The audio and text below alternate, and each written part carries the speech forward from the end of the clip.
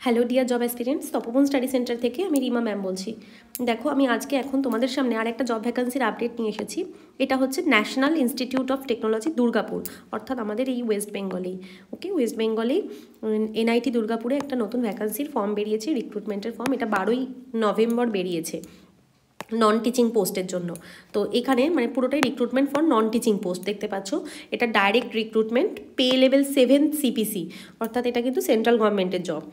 এখানে মেনলি রিক্রুটমেন্টটা হচ্ছে, আমি তো থ্রু আউট তোমাদের কাছে এই পুরো অ্যাডভার্টাইজমেন্টটা তোমরা দেখতে পাচ্ছ। এই অ্যাডভার্টাইজমেন্টটা মানে ডিটেলস জিস্ট করে আমি তোমাদের সামনে এই ভিডিওটা করে দিচ্ছি, যাতে তোমাদের পুরো রিক্রুটমেন্ট প্রসেসটা কী আছে না আছে, কীরকম এজ লিমিট লাগবে, কীরকম কোয়ালিফিকেশান লাগবে, কীরকমভাবে পরীক্ষা হবে, সিলেকশন প্রসেসটা এটসেট্রা সবটাই তোমরা ডিটেলসে জানতে পারবে।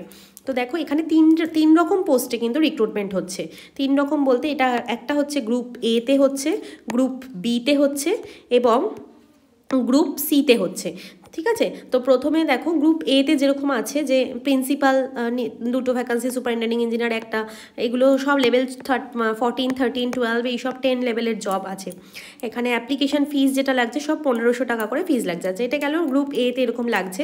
গ্রুপ বি যেটা, সেখানে 25টা ভ্যাকান্সি আছে। ঠিক আছে, টোটাল মানে নাম্বার অফ ভ্যাকান্সি টোটাল 25টা আছে। তার মধ্যে 14টা ইউআর, 7টা ওবিসি, SC1, ST1, EWS দুটো। এটা লেভেল 6-এর জব। এখানে অ্যাপ্লিকেশান ফিস 1000 টাকা লাগছে, 1000। এখানে দেখে নাও যে কী কী মানে স্ট্রিম অ্যাপ্লিকেবল, যেমন এগুলো বলে পরে তোমরা কোয়ালিফিকেশান দেখতে পাবে। আগে তোমরা এখান থেকে পোস্টটা দেখে নাও, যেমন হচ্ছে যে biotechnology post, chemical, chemistry, civil engineering, computer science and engineering, computer centre, management study, mathematics, electronics communication, physics, এই সমস্ত মানে ফিল্ডে বা এই সমস্ত পোস্টে নেট একসাথে ভ্যাকান্সি 25টা দিয়েছে। মেটালার্জি, মেনটেন্যান্স সেকশন, ডিন আছে। লাইব্রেরি অ্যাসিস্ট্যান্ট একটা ভ্যাকান্সি, সুপারিনটেন্ডেন্ট 5টা ভ্যাকান্সি।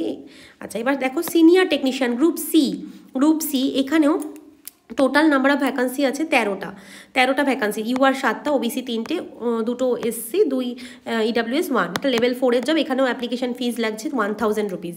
এখানেও সেম ওপরে যে স্ট্রিমগুলো দেখলে সেই স্ট্রিমই, বায়োটেকনোলজি, কেমিক্যাল, কেমিস্ট্রি, সিভিল, এই সমস্ত ডিপার্টমেন্টে চাকরি হবে। নেট ওভারঅল ভ্যাকান্সি 13টা বলে দিয়েছে। ঠিক আছে, এছাড়া workshop, fitting shop, welding shop, machine shop, মানে ওয়ার্কশপ আছে, ওয়ার্কশপ সেকশনটাও আছে। তারপরে 13 নম্বর পোস্ট কোড যেটা সিনিয়র অ্যাসিস্ট্যান্ট, 7টা ভ্যাকান্সি আছে, লেভেল 4-এর জব, 1000 টাকা ফর্ম ফিল আপের ফিস। টেকনিশিয়ান, এগুলো গ্রুপ সি লেভেলের সবই। এখান থেকে কিন্তু সিনিয়র টেকনিশিয়ান, সিনিয়র অ্যাসিস্ট্যান্ট, এগুলো গ্রুপ সি লেভেলের। টেকনিশিয়ানেরও সেম ডিপার্টমেন্টের নাম আছে এবং টেকনিশিয়ান পোস্টের total vacancy 26টায়। UR 11, OBC 6, SC 6, ST1, EWS 2। আচ্ছা, জুনিয়র অ্যাসিস্ট্যান্ট ভ্যাকান্সি আছে 14টা। UR 8, OBC 4, SC1, EWS 1। এটা লেভেল 3-এর job. Total application fees 1000। Lab attendant or office attendant, total number of vacancy 17। Level 1-এর জব, অ্যাপ্লিকেশান ফিস 1000। 17 ভ্যাকান্সির মধ্যে UR 7, OBC 5, 3 SC 3 এবং EWS 2। তো এই ছিল ভ্যাকান্সি ডিটেলস। এবার যেটা আসবো যে দেখো, এবার কোয়ালিফিকেশান, এজ লিমিট, এই সমস্ত ক্রাইটেরিয়াগুলোতে আসা যায়। এবার কোয়ালিফিকেশানের মধ্যে যেমন ধরো এখানে যেগুলো দেখেছিলে তোমরা, সিনিয়র গ্রুপ এ লেভেলের যে জবগুলো ছিল সেখানে কিন্তু মানে প্রায় 15+ ইয়ার্স এক্সপিরিয়েন্স লাগছে। সুতরাং এটা মানে যারা ফ্রেশার্স, যারা এই চ্যানেলে তোমরা দেখো, যারা তোমাদের জন্য নয়, এগুলো 15+ ইয়ার্স এক্সপিরিয়েন্স লেভেলের জব। ঠিক আছে, প্লাস এটা মানে সিনিয়রদের জব, মানে 56 ইয়ার্স ওল্ড, মানে এনাদের রিলেটেড জব। ওকে, তো এবার আমরা চলে যাচ্ছি যেগুলো সিনিয়র পোস্ট যেগুলো ছিল। তো কিছু +5 ইয়ার্স আছে, মেডিকেল অফিসার, MBBS আছে, এরকম কিছু আছে। এবার আমরা গ্রুপ এটা মোটামুটি এরকম। এবার গ্রুপ বিটাতে যাব।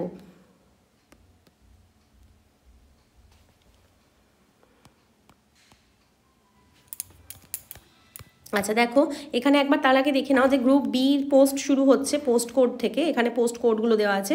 গ্রুপ বি এর পোস্ট কোড শুরু হচ্ছে 9 থেকে 11 হচ্ছে গ্রুপ বি এর পোস্ট কোড, আর গ্রুপ সি এর পোস্ট কোড হচ্ছে 12 থেকে 16। তাহলে তোমাদের এখানে বুঝতে সুবিধা হবে। এখানে পোস্ট কোডগুলো বাঁদিকে দেওয়া আছে, যেমন 9 থেকে এখান থেকে শুরু হচ্ছে গ্রুপ বি এর পোস্ট কোড। তো গ্রুপ বি এর মোটামুটি সামারিতে যেটা দেখেছি সেটা হচ্ছে যে দেখো বলছে যে এখানে জুনিয়র ইঞ্জিনিয়ার বা technical assistant first class or equivalent grade in BE, BTech or BTech, MCA in relevant subject from a recognized university or institute, or first class diploma in engineering with excellent academic record, first class bachelor degree in science or master degree, গুলো সব or দিয়ে, or master degree in science অর্থাৎ জেইতে B Tech diploma science degree হলে eligible. Essential হচ্ছে যে junior engineer পোস্টে যারা apply করবে তাদের জন্য এই first class BE BTech or first class diploma in civil or electrical এটা লাগবে, ঠিক আছে। জুনিয়র ইঞ্জিনিয়ার ভ্যাকান্সিতে যারা অ্যাপ্লাই করবে সেখানে কিন্তু first class BE B Tech in civil or electrical অথবা first class diploma in civil and electrical লাগছে। এজ লিমিট হচ্ছে 30 ইয়ার্স, আপ টু 30 ইয়ার্স, এটা লেভেল 6-এর জব। বেস্ট পোস্ট কোড 10 যেটা ছিল লাইব্রেরি আর ইনফরমেশন অ্যাসিস্ট্যান্ট, লেভেল 6-এর জব, এখানেও এজ লিমিট 30 ইয়ার্স। এখানে bachelor degree in science, arts আর কমার্স হলে applicable, in library and information সায়েন্সে থাকতে হবে। ওকে, আচ্ছা। সুপারিনটেন্ডিং পোস্ট কোড 11 যেটা লেভেল 6 ছিল, age limit 30। First class bachelor degree or equivalent from a recognized university in any discipline or master degree, knowledge of computer application such as word processing, speech, spreadsheet etc. desirable। 12 post code 12 যেটা educational qualification, এটা senior technician পোস্টের জন্য, age limit not exceeding 33 years. Senior secondary 10+2 with science from recognised board with at least 60% marks, or senior secondary অর্থাৎ 10+2 with at least 50% marks and ITI course of 1 year or higher education in appropriate trade, or senior or secondary মানে 10 pass with 60% marks and ITI certificate of 2 years duration in appropriate trade। ওকে, মানে এখানে কিন্তু trade থেকে মানে যারা ITI করা আছো মাধ্যমিকের পর তারা কিন্তু অ্যাপ্লিকেবল এই পোস্টের জন্য, senior technician. Or diploma in engineering 3 years duration in relevant field from a recognized university। Desirable বলেছে সেই সমস্ত ট্রেডে ডিগ্রি, ব্যাচেলার ডিগ্রি থাকলে তাহলে সেটা ডিজায়ারেবল, এটা কিন্তু এসেনশিয়াল নয়, ডিজায়ারেবল। অর্থাৎ কেউ যদি ইলেকট্রিশিয়ানের অ্যাপ্লাই করো তাহলে তাদের ITI ইলেকট্রিশিয়ানের পরেও যদি কেউ ইলেকট্রিক্যালে বিটেক করে থাকো বা ব্যাচেলার ডিগ্রি কমপ্লিট করে থাকো তাহলে মানে সেটা ডিজায়ারেবল হচ্ছে, প্রেফারেন্স পাবে, ঠিক আছে। এবার নেক্সট 13 নম্বর কোড, এখানে এটা গ্রুপ সি থেকে, এখান থেকে শুরু হচ্ছে সিনিয়র অ্যাসিস্ট্যান্ট। এখানে এডুকেশনাল কোয়ালিফিকেশান চাইছে 10+2 with a minimum typing speed 35 word per minute and proficiency in computer word processing and spreadsheet। Age limit 33 years। Technician pay level 3, age limit 27 years। Senior secondary 10+2 with science from a government recognized board with at least 60%, or senior secondary at least 50% and ITI of 1 year or higher duration in appropriate trade।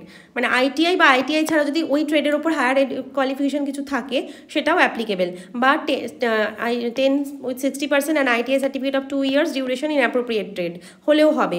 Diploma in engineering of 3 years relevant trade from any recognized polytechnic or institute।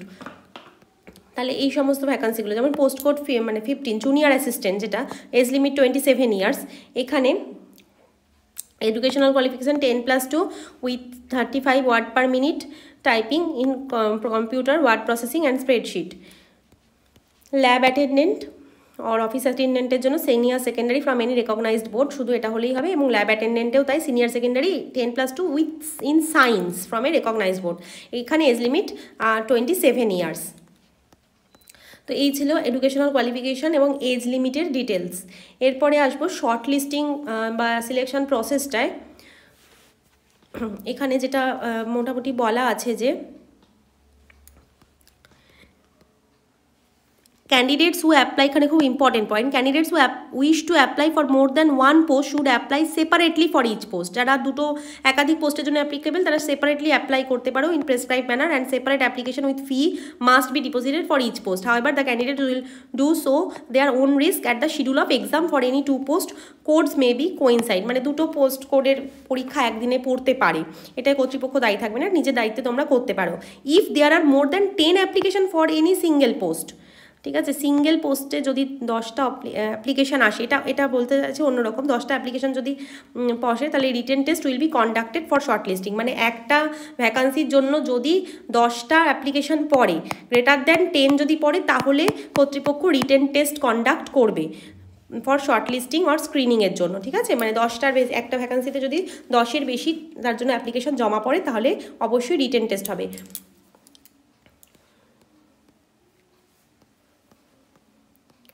আচ্ছা, এবার এখানে কিছু important আছে। No TA DA will be paid for test, interview, document verification, skill test, trade test. অর্থাৎ এখানে কিন্তু এখন রিটেনের কথা বলা নেই, মানে সিলেকশনটা হতে পারে রিটেন হবে অথবা interview, document verification, skill test, trade test এগুলোর মাধ্যমে হবে। অ্যাপ্লিকেশনের নাম্বার অফ অ্যাপ্লিকেশনের ওপর টোটালটাই ডিপেন্ড করছে। এজ রিল্যাক্সেশন, তো এজ লিমিটটা 18, তাহলে 18 থেকে শুরু হয়ে আপার এজ লিমিট আমরা দেখলাম যে 33 ইয়ার্স অবধি রয়েছে। 33 ইয়ার্স রয়েছে, 30 ইয়ার্স রয়েছে, 27 ইয়ার্স রয়েছে, এর মধ্যে আপার এজ লিমিট থাকছে।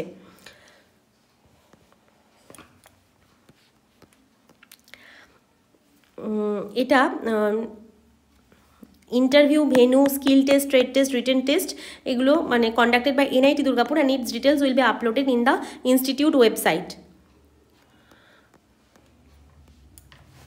আর রিটেন টেস্ট বা স্কিল টেস্টের সিলেবাস অ্যানেক্সার এতে অ্যাটাচ করা আছে, দেখতে পাবে।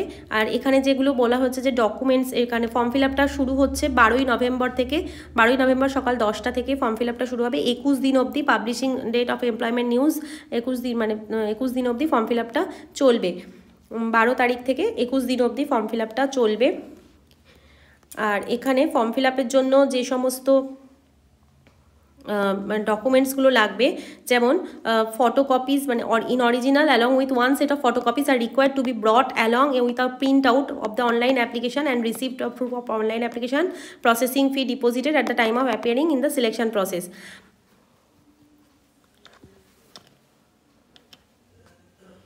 ঠিক আছে, মানে অ্যাপ্লিকেশন, অনলাইন অ্যাপ্লিকেশনের সঙ্গে সকল ডকুমেন্টসের এক কপি করে ফটোকপি সব রাখতে হবে। যেমন ম্যাট্রিকুলেশন ও 10th সার্টিফিকেট লাগবে, হায়ার সেকেন্ডারি ও 12th বোর্ড সার্টিফিকেট এবং মার্কশিট লাগবে, ইউজি বা আন্ডার গ্রাজুয়েট বা পিজি ডিগ্রি বা ITI ডিপ্লোমা সার্টিফিকেটস এবং মার্কশিটসগুলো সমস্ত সেমিস্টার ওয়াইজ মার্কশিটসগুলো আলাদা করে লাগবে, এবং কাস্ট ওয়াইজ যারা বিলং করবে তাদের কাস্ট সার্টিফিকেট অবশ্যই লাগবে। আচ্ছা, ফটো আইডি প্রুফ হিসেবে original Aadhaar card, passport, driving licence, voter card এগুলো লাগবে। সাপোর্টিং ডকুমেন্টস হিসেবে আচ্ছা ডিফারেন্ট লেভেলসে ডিফারেন্ট। তো এইটুকুই ছিল। এবার NIT দুর্গাপুরের সিলেবাসটা তোমাদের কাছে ডিটেলসের সিলেবাস নিয়ে একটা ভিডিওতে আলোচনা করে দেওয়া হবে। তো এখানে প্রবেশন পিরিয়ড থাকবে 1 ইয়ারের। রিক্রুটমেন্টটা মানে তোমার এটা একদম পার্মানেন্ট রিক্রুটমেন্ট। এখানে কিন্তু কোনো রং ইনফরমেশান দিলে অ্যাপ্লিকেশান ক্যান্সেল আউট পর্যন্ত হতে পারে। তো এটাই মোটামুটি দুর্গাপুর NIT রিক্রুটমেন্ট ছিল। এই ভিডিও ডেসক্রিপশন বক্সে অ্যাপ্লিকেশান লিঙ্ক এবং এই অফিসিয়াল নোটিফিকেশান PDFটা তোমরা পেয়ে যাবে। তোমরা অ্যাপ্লাই করবে nitdgp.ac.in এই ওয়েবসাইট থেকে তোমরা ফর্মটা অ্যাপ্লাই করতে পারবে। আচ্ছা, আমি চলে যাচ্ছি আমাদের তপোবন স্টাডি সেন্টারের কিছু ইনফরমেশানে।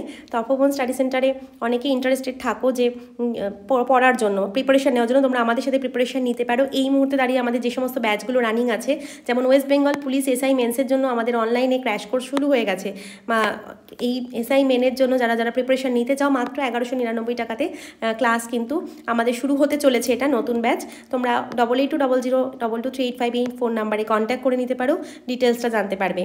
এছাড়া WB SSC গ্রুপ C এবং D এই পরীক্ষা জানুয়ারি মাসে হতে চলেছে 2026-এ। এটার জন্য আমরা অলরেডি প্রিপারেশন চালাচ্ছি। কোর্স ফি 999 টাকা মাত্র রাখা হয়েছে। এখনও ব্যাচটা তোমরা চাইলে নিতে পারো।